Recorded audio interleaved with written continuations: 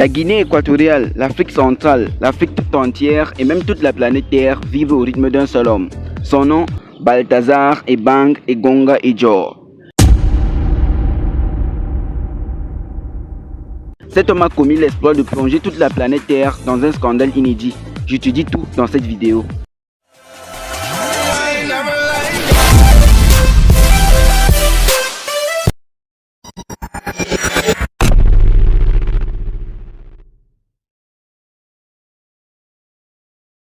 Balthazar, Balthazario, Baltarazaninho ou alors peu importe comment tu le surnommes, est le personnage central d'une polémique d'ordre sexuel qui sévit en Afrique depuis quelque temps déjà.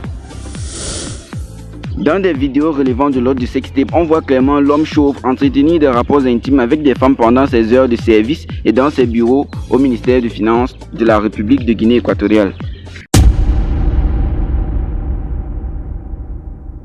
Pire encore, il s'agit principalement de femmes non seulement mariées, mais pas à n'importe qui.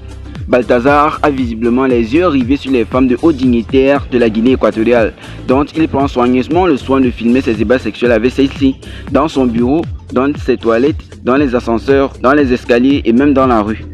Tout simplement formidable.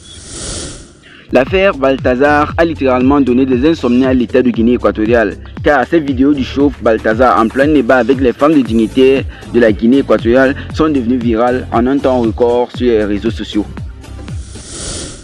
Le vice-président de la Guinée équatoriale, Teodoro Nguema Obiang Mangue, a donc annoncé ce lundi 4 novembre 2024 sur son compte X que le gouvernement guinéen, disait-il, allait procéder à la suspension immédiate de tous les fonctionnaires qui ont des relations sexuelles dans les bureaux des ministères du pays, car cela constitue une violation flagrante du code de conduite et de la loi sur l'éthique publique.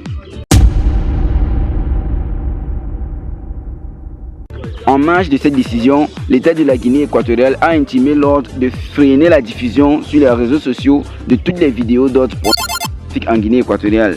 La semaine dernière, rapporte RFI, Teodoro Obiang Nguema Mangue, vice-président de la Guinée équatoriale, avait déjà annoncé sur X avoir, disait-il, donné 24 heures au ministère des Télécommunications et de Nouvelles Technologies, d'entreprises de téléphonie et organes de régulation des télécommunications pour trouver une mesure visant à freiner la diffusion des vidéos X qui inondent les réseaux sociaux de la Guinée équatoriale.